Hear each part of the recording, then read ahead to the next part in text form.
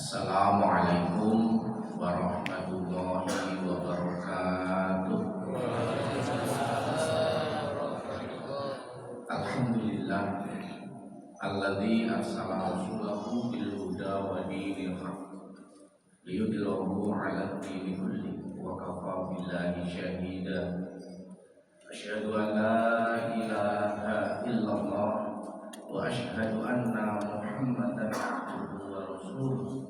Allahumma shalli ala Muhammad wa ala ali Muhammad. Bapak dan Ibu jamaah pengawasan Masjid Nurul Iman yang dimuliakan Allah, tentu monggo kula panjenengan tansah ngaturaken puji dalam syukur dumateng Allah ingkang sampun maringi pinten-pinten nikmat hidayah taufik dumateng kula panjenengan. Jika kita menghitung nikmat Allah, tentu kita tak akan mampu menghitungnya. Ananging Allah tansah terus menambah kenikmatan dumateng hamba-Nipun selama hamba itu tidak memutuskan terhadap kenikmatan itu sendiri. Caranya bagaimana supaya nikmat itu terus ditambah oleh Allah?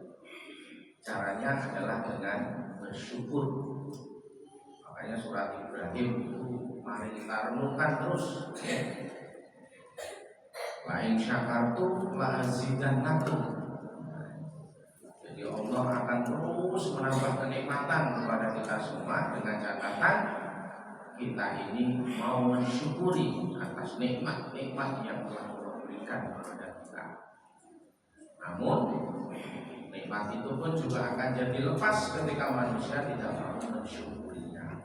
Makanya sering disebutkan syukur itu adalah pengikat terhadap nikmatnya Allah. Sering disebut tali kenikmatan. Jadi nikmat diikat dengan syukur, maka nikmat itu akan ditambah oleh Allah. Nah, caranya bagaimana? Sebenarnya mudah kita ini melihat kenikmatan itu. Sering kita sampaikan nikmatani maqbulun katsirun minan nas as-sihhatu wal farah. Ya. Jadi ada dua nikmat yang sering dilupakan oleh manusia, disia-siakan oleh manusia. Nikmat apa itu? Nikmat sehat dan nikmat sempat. Kenapa sehat? Kenapa sempat? Bapak-bapak, ibu-ibu sering berdoa begini kan? Allahumma inna nas'aluka salamatan. Pertama yang kita minta apa? Tentang keselamatan agama. Karena agama itu yang akan menuntun kelolaan panjenengan agar kita bisa selamat dunia agama. Makanya dengan datangnya kelolaan panjenengan di majelis yang mulia ini adalah rangka untuk memahami isi agama itu agar kita tahu apa yang harus kita persiapkan di dalam hidup ini. Yang kedua apa? Setelah kita salamatan fiddin wa afiatan fil jasad. Kepengen awak ini ya sehat. Sing tahu kepengen awak sehat apa awak loro? Pengen sehat nggih? Nah, nek kepengen sehat diopeni roh. Sadar atau tidak panjenengan ini kan ngopeni loro. Nggih. Ngopeni nopo? Nyokok lan ngopeni rogo. Nah, jadi ternyata agama juga menuntun kita supaya apa? Supaya memelihara roh dan jasad. Robone awak iki dupeni nek kepengin sehat, diparingi daharan sehat. Makanya konsepnya halalan thayyiban. Halal. Kalau yang kita makan tidak halal, itu sing mangan ya ora penak. Ada pengaruh psikologisnya. Yo sewu bapak-bapak misalkan ya, tidak jajan koncone. Ayo, iki aku lagi duit akeh. Ayo sesuk nyoto. Kira-kira nek jenengan dijak nyoto sarapan soto kok jak nyate ngoten kira-kira jenengan seneng mboten? Kira-kira lah mun teko sik ya. Seneng nggih? Kan bareng wis makan. Iki ndek bengi lek maling. Wah. Kira-kira jadi penak ora? Mula halal itu pengaruh pada psikis kita. Nggih. Itu jadi ngomong kayak ngarep ngerti ngoten. Yo jenengan iki ora. Halah, mau jenengan nekat ya tetap di dalam hati kita tetap ora penak. Tetap ora penak. Nah itu halal. Nah thayyib, itu nanti berkenaan dengan kesehatan yang 4 sehat 5. Nah, jadi berhubungan dengan hal-hal yang ada dalam diri kita. Nek pancen awake iki ya memang enek larangan pantangan makan sesuatu ya ora usah dipaksa. Makanya ini jadi kita itu juga. Makanya memelihara jiwa dan raga dalam Islam itu. Hanya saja roh inilah yang perlu kita perhatikan betul. Bagaimana kok kula jenengan iki saged rawuh ngeten iki kan mergo isih gathuke antara nyawa karo maka sing darani wong mati niku wis loncate nyawa saka. Padahal samben sing duweni nyawa, nah gitu, kuwi bakal ngalami muni mati rapati tekan gitu ya. Ya. Jadi memang ternyata betul juga. Memang kalau kita belajar agama itu nanti akan tahu apa yang mesti harus kita. Coba mungkin surat Al-Anbiya, surat Al-Anbiya bisa dilihat. Ya, surat Al-Anbiya ayat 35. Musa itu buka Quran itu ternyata mudah. Anak-anak sekarang itu diomongi surat Al-A'raf surat Al-Anbiya ayat 35 terus nggawa HP itu langsung golek kiai ahli. Nah sing kuwi ora mudeng-mudeng itu omong ya. Nah anak-anak muda sekarang tahu anak-anak ya sing sekelane HP itu artificial intelligence. Kuwi pintere ngumpuli guru ya. Jadi mula sok kadang mungkin ya ustaz-ustaz ning ya ini Google itu. Arep ngaji iki. Kula duwe kanca nggih arep ngaji disiapne kabeh ben HP ini. Dalah wayahe ajeng isi, pas isi kan kanca-kancane ning pekerjaan ngoten niku.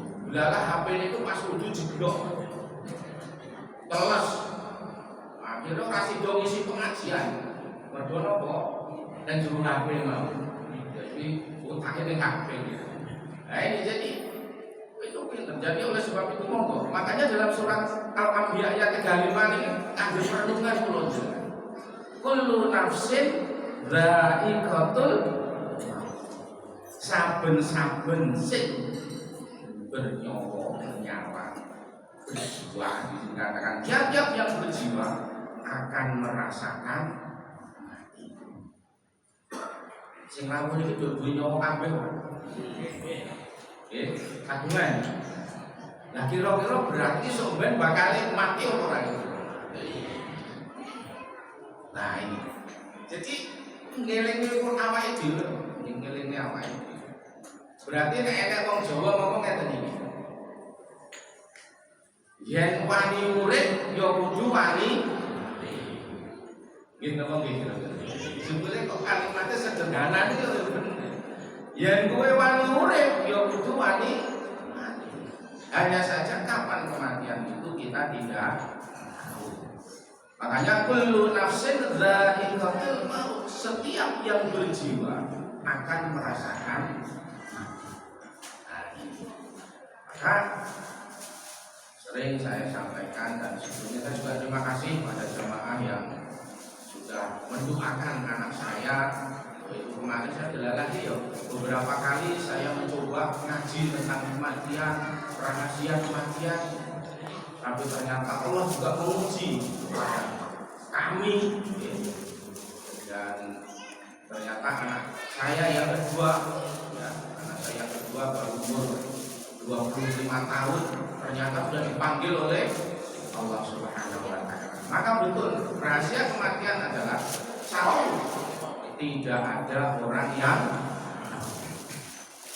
dia nanti naik matur dengan mati itu urus sing tuwek dhisik apa sing nom dhisik. Kabeh patut. Nah, kabeh sing tuwek, wong nyatane mati sing nom dhisik. Nah, ini artinya semua tidak Allah memberikan sesuatu yang seperti apa kita itu sama. Nah, kalau saking punika monggo kita persiapkan itu semua. Nah, di ayat itu dilanjutkan, wa nabluukum bisyarri wal khairi fitnah wa ilaina turja'un. Kami akan menguji kamu dengan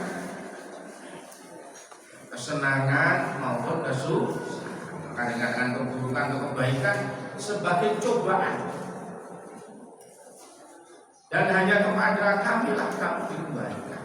Ibu-ibu, bapak yang berbahagia, manusia itu bakal diuji karo Gusti Allah. Seneng ya ujian, susah ya ujian, musibah ya ujian, nikmat itu ya ujian. Nah, ujiannya apa ketika orang mendapat kenikmatan? Diuji oleh Allah, bisa bersyukur nggak terhadap kenikmatan yang diberikan. Nah, malam hari ini kita menunjukkan rasa syukur keluarga majikan kepada Allah.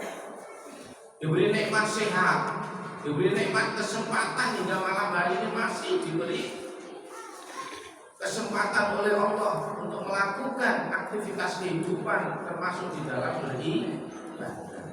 Sehat dengan saja tidak ke masjid tengah. Nah, ini memanfaatkan kesempatan yang Allah berikan kepada kita, memanfaatkan kenikmatan sehat yang diberikan oleh Allah kepada kita. Maka ini bentuk syukur kita kepada. Nah, ini musibah juga demikian. Manusia juga diuji oleh Allah dengan kesusahan, bisa berupa musibah. Manusia bisa sabar apa? Tidak. Nah, ini. Makanya ini perlu menjadi renungan kita bersama. Jadi seperti saya ini ya, kami keluarga diuji oleh Allah dengan musibah.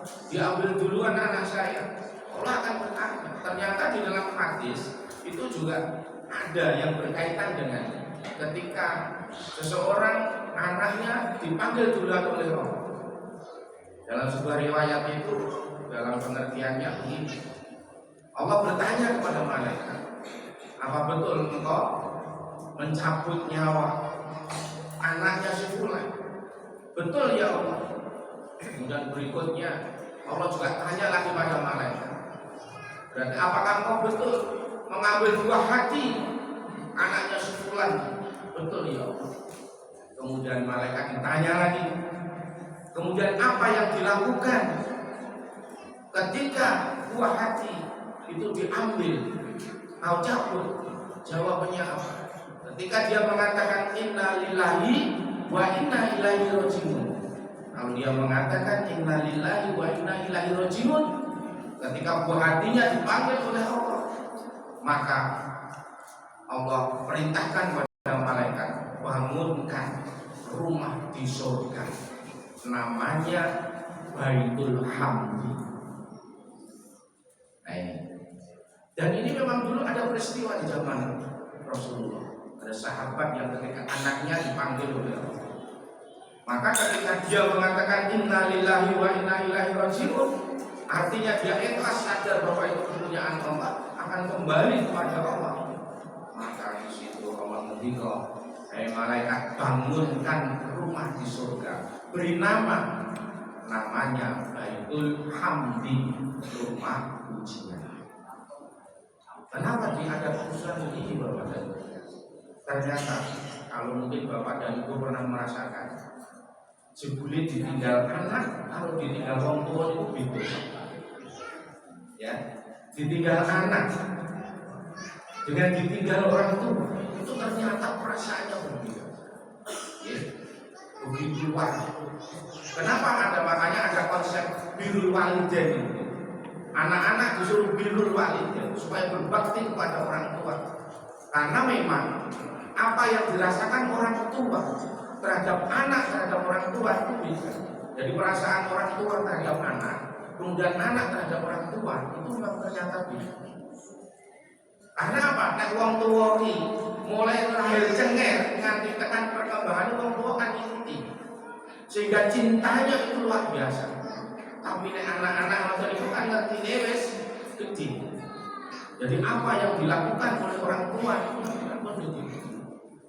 Makanya ketika ada perintah untuk birrul walidain supaya apa? Dia paham begitu luar biasanya cintanya orang tua terhadap anak. Ketika sakit saja dia berani tidak tidur. Ketika tidak mau makan dia suapi anaknya supaya mau makan dan seterusnya. Gitu. Makanya ternyata memang luar biasa yang dirasakan orang tua ketika ditinggal anak. Tapi ketika dia ikhlas dengan lillahi wa inna ilaihi raji'un, Allah kasih sesuatu yang luar biasa di surganya dengan dibangunkan rumah yang diberi nama khusus Baitul Hamdi. Makanya inilah Bapak dan Ibu yang berbahagia. Maka mari kita coba sama-sama melihat keutamaan beriman dan beramal soleh ini yang akan menjadi bekal kita besok menghadap Allah.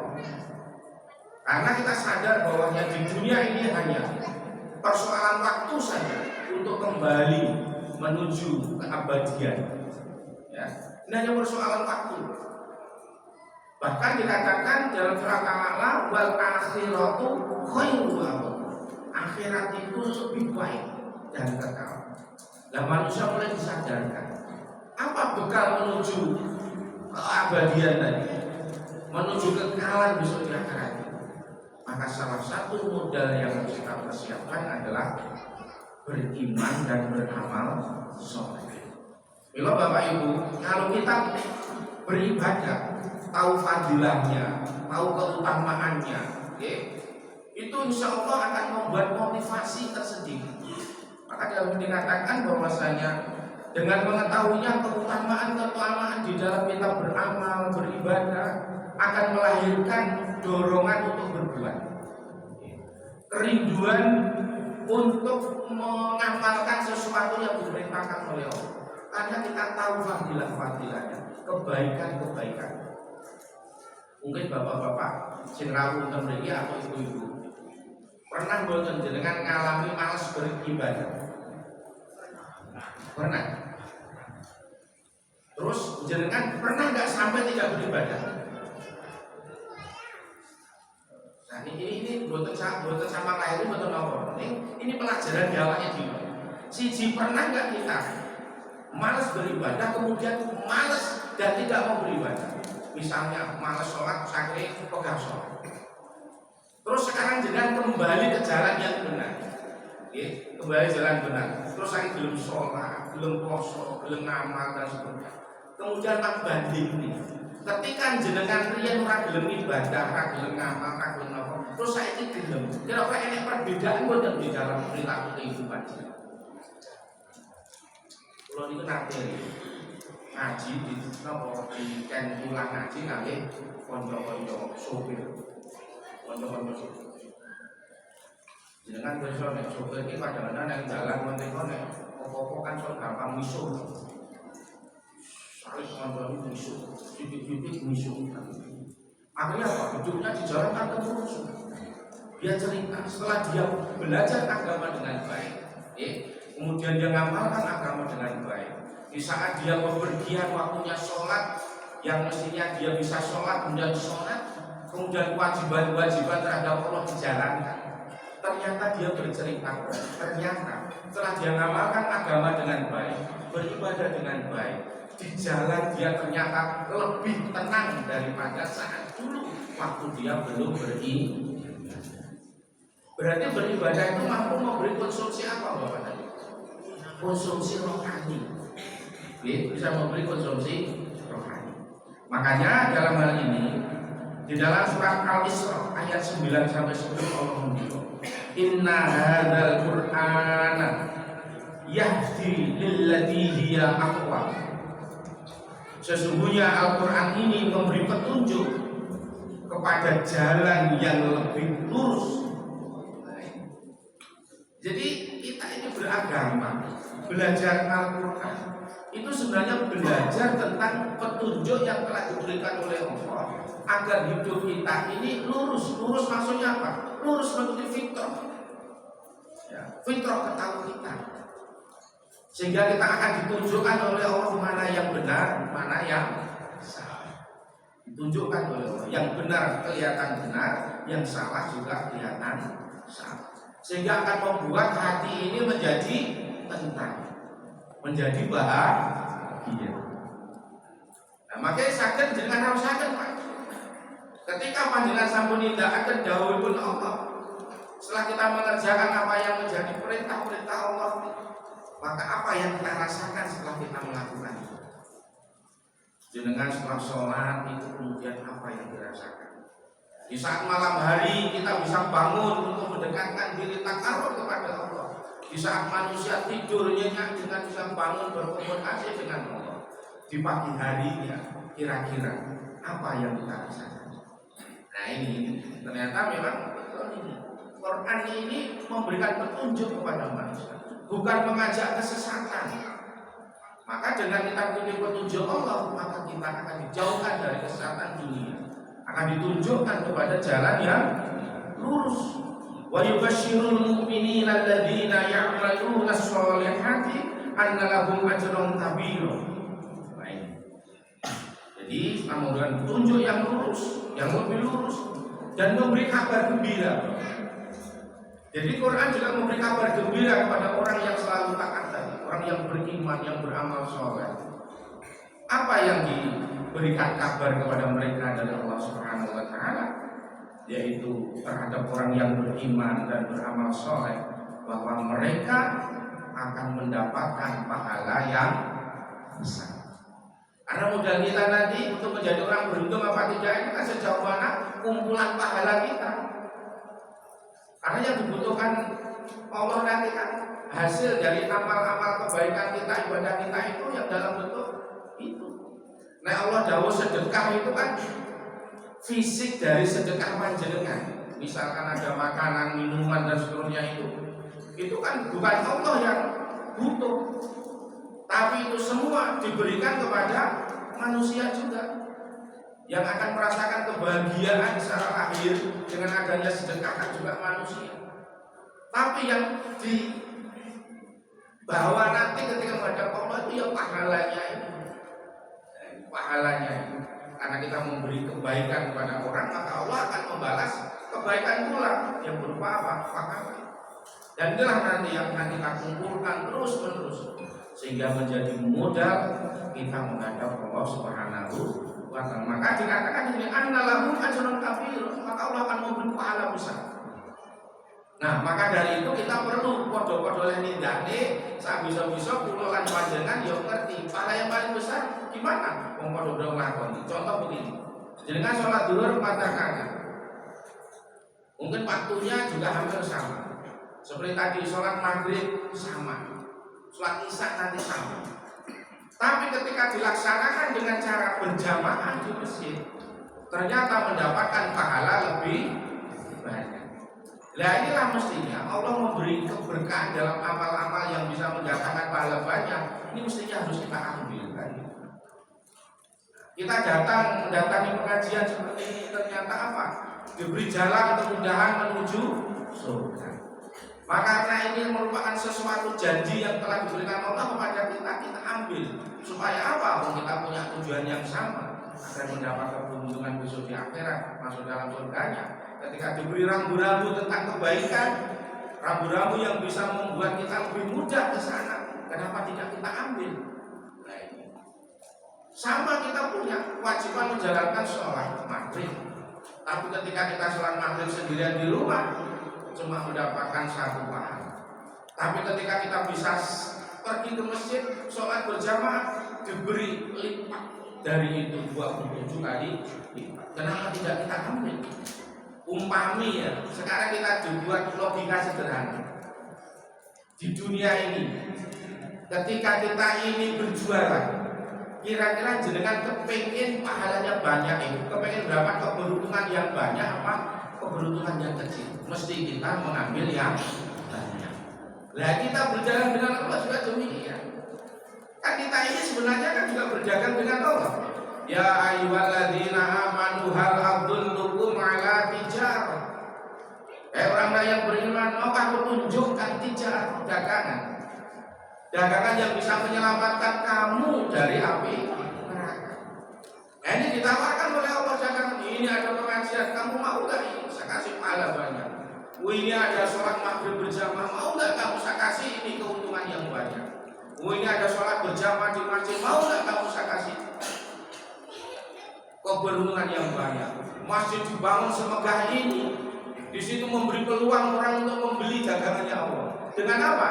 Dengan beramal jariah. Udah saya Pak, ini sekian meter untuk keramiknya, saya ini untuk ini Pak. Semua ini kan dagangan Allah. Kita beli dengan apa? Harta yang kita miliki, tapi Allah akan ganti ya luar biasa. Bahkan dikatakan ini bentuk jariah panjenengan. Kita sudah tidak ada, tapi investasi ini akan terus mengalir keberuntungannya. Inilah kalau kita tahu seperti ini kan tidak mungkin kita tidak akan menang. Nah ini, makanya orang yang sudah dibukakan hati oleh Allah, dia akan berebut mencari apa? Mencari keberkahan dari setiap amal daripada kita semua. Dulu para sahabat juga sama, juga sama. Ketika siapa Abdurrahman bin Auf itu Rasulullah memimpikan beliau ini masuk surga dengan merangkak adil. Ya, Abdurrahman bin Auf itu kan orang terkaya saat itu Bapak dan Ibu. Jadi kekayaan Abdurrahman bin Auf itu lebih banyak daripada Utsman bin Affan. Ya, orang kaya sekali. Tapi ketika dimimpikan apa oleh Rasulullah masuk surga dengan merangkak, hartanya mungkin dia merasa hartanya ini yang membuat takbir susahnya masuk surga. Apakah hartanya itu apa? Disedekahkan itu untuk perjuangan umat Islam. Dia hanya meminta modal untuk apa? Berdagang saja.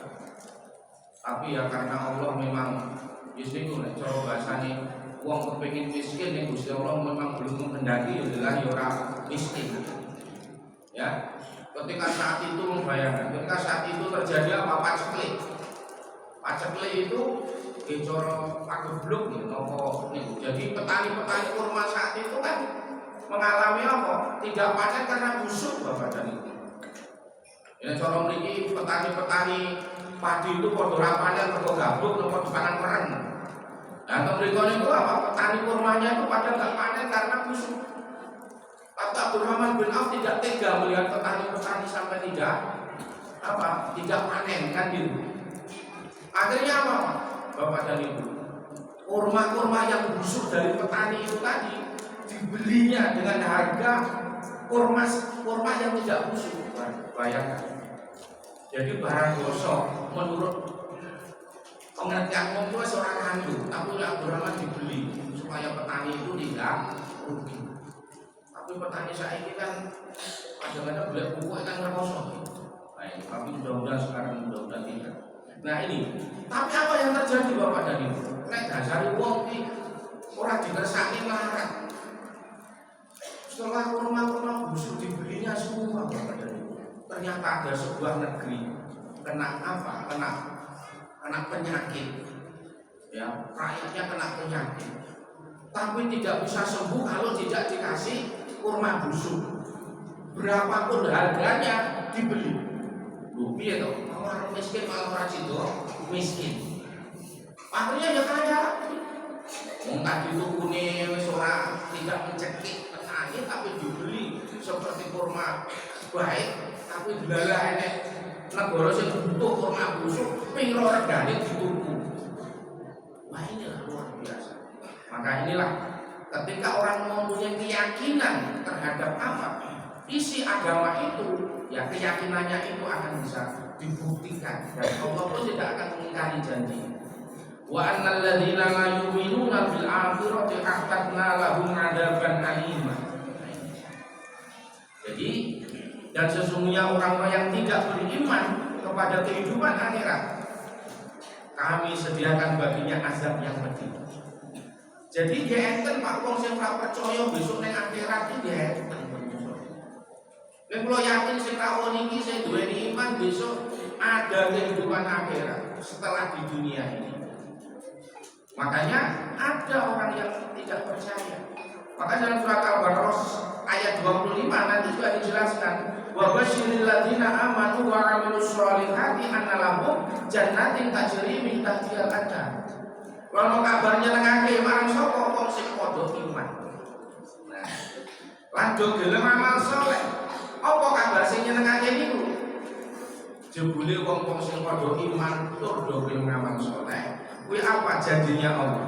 Annalahum jannatin tajri min tahtiha al-anhar. Wong-wong sing padha iman lan ngamal saleh mau besok bakal dileboni ana ing surgane Gusti jannatin tajri min tahtiha al-anhar.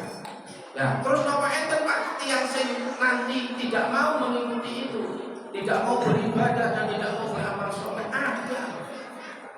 Tapi Bapak dan Ibu, wong sing ora gelem padha ngamal saleh, ora gelem padha ibadah ning Gusti Allah, sebule besok ning akhirat padha menyesal. Menyesal cara basa mriki lho. Gelo. Gelone tur nganggo bayi. Kula doa mau kados sing ngaji kula culik kalau mau nggih. Kula nek awake isih diwehi kesempatan sampai malam hari ini oleh Allah untuk hidup di dunia ini. Wa taubatan qoblal maut. Dan gagah tobat sadurunge tekan.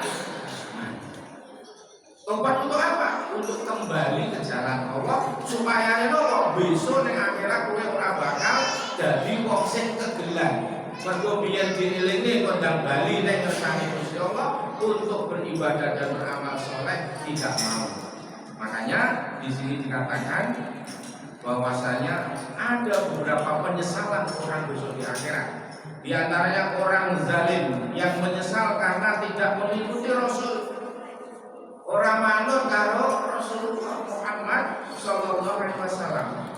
Dia telah melalaikan kewajibannya di dunia, maka dia menyesal. Apa yang dia katakan di akhirat? Sekiranya dulu aku mengambil jalan bersama Rasul, aku kagadian koyo ini. Dulu jebule ini akhirat dia tidak menyesal. Biar kok derek Rasul, kok dadi pengikut Rasulullah, kok dadi wong sing dodol ngamal saleh dan tidak mau. Akhirnya dia hanya menyesal. Makanya di sini dikatakan dalam surat Al-Furqan, nanti saya tulisan ini, surat Furqan, surat Al-Furqan ayat 27 sampai 28. Wa yauma ya'dul zalimu ala yadayhi yaqulu ya laitani taqattu ma'ar rasuli sabila. Ingatlah hari ketika orang zalim itu tadi menggigit dua tangannya, gigit jari. Biasanya mau gigit jari kan mau gelang. Gigit jari. Bahasa gigit jari itu artinya apa? Kegelan karena apa? Tidak mendapatkan sesuatu yang mestinya dia harapkan, tapi ternyata tidak dia dapatkan. Nah ini, dia gigit kedua tangan seraya berkata, oh seandainya dulu aku mengambil jalan bersama Rasul, ora kedadian koyo ini, aku mlebu ning neraka, kae sing manut karo Rasulullah jebule iso tentrem ana ing surgane Gusti Allah. Supaya katakan wa basyiril ladzina amanu wa 'amilus sholihat anna lahum jannatin tajri min tahtiha al-anhar.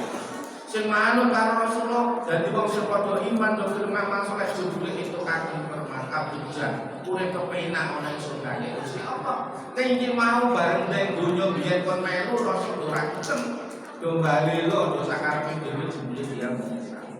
Maka dikatakan ya wailaka laitani lam attakhid fulanan qalilan. Sampai dia katakan seperti itu pada itu. Oh ciloko aku. sekiranya dulu aku tidak menjadikan si fulan sebagai teman setia, aku malu karo Rasulullah, mestinya aku iso selamat. Orang nanti kejadian koyo mati. Lah ora usah ngeten kan pundi Bapak dan Ibu. Wong sing do kegelan mau kepengin bali ning donya, Pak. Kepengin bali donya, ya Allah kula tak masuk ning donya, kula tak amal saleh, kula tak ibadah.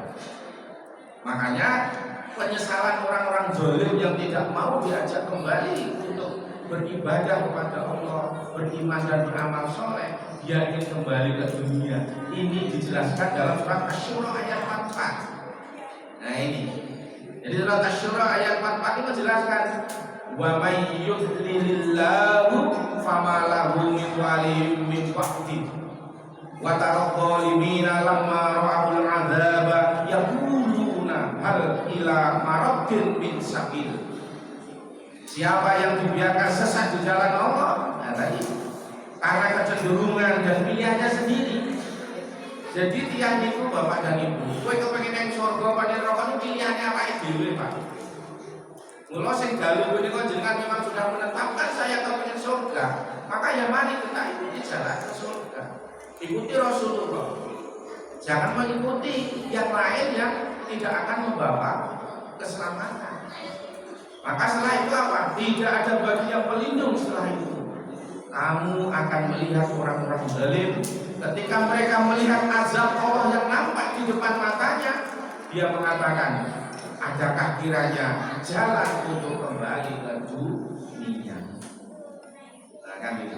Tapi kan tidak mungkin lebih baik, Bapak Ibu. Wong wis mati kok terus, ya Allah, kula mamang soleh mulai, ya Allah, kula kedonya tak ibadah tak sregep. Nekani pengajian yang guru iman selalu pun tak kula jaga saestu ya Allah, ngomong ning malaikat ya Allah jedul saka kuburan kula ini ora. Kalau sudah masuk ya sudah. Maka ini diingatkan oleh Allah supaya jangan sampai terjadi. Sebelum itu semua maka jangan sampai terjadi. Maka orang yang tidak mau beramal soleh itu besok hanya akan membuat penyesalan. Kegelan, kegelan. Jadi satu. Nah, kemudian di ayat yang lain mempertegas itu tadi, dalam surat Fatir ayat 37. Nah ini, Fatir ayat 37. Mungkin anak-anak yang bawa HP atau apa bisa diingat, coba dilihat di surat Fatir ayat 37. Penyesalan orang-orang yang tidak mau beramal soleh. Banyak kan amal soleh itu, amal-amal yang bisa mendatangkan pahala. Kalau kebaikan yang mendatangkan pahala. Anak ini yang dari sana datang ke sini pengajian, menghafal Quran itu amal soleh yang luar biasa. Bapak kerja pengajian, ada infak, ada apa, sholat dijaga, banyak amal soleh yang luar biasa. Tapi karena kadang kemalasan, ya, karena malas itu membuat orang tidak mau melakukan itu, ternyata hanya membuat penyesalan besok dia. Wa may yudlilillahu fama lahu min waliyyin min ba'dihi wa taral zalimina lamma ra'ul 'adzaba yaquluna hal ila maradin min sabil. Siapa yang dibiarkan sesat di jalan Allah seperti yang disampaikan tadi, maka Allah ya karena kecenderungan dan pilihannya sendiri tiada pilihan baginya pelindung setelah itu. Kamu akan melihat orang-orang zalim ketika mereka melihat azab Allah, maka dia akan mengatakan hal ila maradin min sabil. Adakah kiranya jalan kembali menuju surga? Nah, kemudian di dalam surat Fatir ditegaskan dan mereka berteriak di dalam neraka. Apa yang dikatakan? Ya Tuhan kami, Gusti, panjenengan dalaken, keluarkanlah kami, niscaya kami akan mengerjakan amal soleh. Wong ini kadung teman-teman kan biasa nih, wes aku ampun tak balik, wes aku terus dadak lakukan. Kan, waktu kalau misalkan yang maling kecekel dengan kantor polisi, kumpul semua, kapok. Tapi kok kapok iyo, kapok Lombok, ya, bagi kuman neh. Nah, itu susah kan. Nah, Allah tahu ini nggak akan mungkin kalau kapok balik ke dunia kan gitu. Dan apakah kami tidak memanjangkan umur? Lah ini patut ditelikoni. Lah kowe iki lho, jaluk balik nang orang cukup umur kita banyak umur sampai hari ini dengan kasih dikasih umur. Maka ulama ditanyakan ini, dan apakah kami tidak memanjangkan umurmu dalam masa yang cukup untuk berpikir, yang mau berpikir. Jadi apa ini jadi dimudahi berpikir, Pak. Dan selama ini apa itu ora mikir. Misalnya kok apa ini ragil ibadah, ragil ngamal soleh, jadi biar pikirane ngopo. Ya sekarang diingatkan oleh Allah. Pun harus mengatakan pengelolaan jenong. Umum direwani ora sholat, direwani ora ngamal soleh ini jadi apa? Mengganggu terhadap kehidupan panjenengan. Padahal di dalam Al-Quran itu dipun ngendikaken wong ibadah jane orang merugikan di dalam rezeki panjenengan. Nek justru nek wong ibadah tenan-tenan fokus beribadah, maka jaminan rezeki oleh Allah akan diberikan. Di mana yang tempatnya? Surat Toha ayat 32. Surat Toha ayat 132. Wa'mur ahlaka bis-sholati wastabir 'alaiha la nas'aluka rizqan. Perintahkanlah keluargamu untuk mendirikan sholat, tapi sabarlah di dalam menjalankan. La nas'aluka rizqan, ini yang kita katakan. Kami tidak meminta rezeki kepadamu. Jadi dengan adanya kita beribadah sungguh-sungguh seperti ini, sebenarnya tidak akan merugikan rezeki kita. Terus saya pun jenengan ngaji ini kira-kira kelong ora ini. Betul. Misalnya jenengan yang bergaya terus leret sholat, kira-kira sujud ora? Insya Allah tidak. Makanya justru dikatakan nahnu tarzuquna. Kami Allah semuanya rezeki padaku. Maka di hadis yang lain itu kalau orang itu bersungguh-sungguh di dalam beribadah, maka Allah akan memberi kecukupan di dalam hidupnya. Akan dilapangkan dadanya, diluaskan rezekinya. Walangan dibatus takwa. Dan akibat baik itu adalah bagi orang-orang yang bertakwa. Itu sini Pak yang terakhir ini jadi catatan. Keseriusan kalau jenengan ada di ibadah lan amal soleh, kuwi orang bakal ngrugekne rezeki kula lan panjenengan. Justru ketika kita ini bersungguh-sungguh di dalam beribadah, bersungguh-sungguh di dalam beramal soleh, maka Allah pun justru akan memberi jaminan terhadap rezeki kita. Nah, makanya ini sudah bisa menjadi semangat kula jenengan di akhir-akhir dalam kehidupan ini. Kita bisa berpikir jauh bahwa ternyata agama ini hanya akan mengajak manusia menuntun kepada jalan keselamatan, selamat dunia, selamat besok di akhirat. Apapun yang bisa kita lakukan sesuai dengan kemampuan kita masing-masing. Ibaratnya jenengan sekedar yang masjid pun kalau memang itu ikhlas mencari doa Allah itu pun akan mendatangkan pahala besar. Nah ini. Jadi semua bisa kita lakukan sesuai dengan kemampuan. Saya duit untuk ini, saya kenapa ya kenapa? Ya, saya pikiran, dan saya susah pikiran terus itu Pak. Mikir terus baik petunjuk terus itu susah. Kan ini jadi ya monggo bisa kita ya bisa memberikan andil besar terhadap agama ini sehingga seperti doa kita Allahumma inna nas'aluka salamatan. Mudah-mudahan ada manfaatnya. Assalamualaikum warahmatullahi wabarakatuh.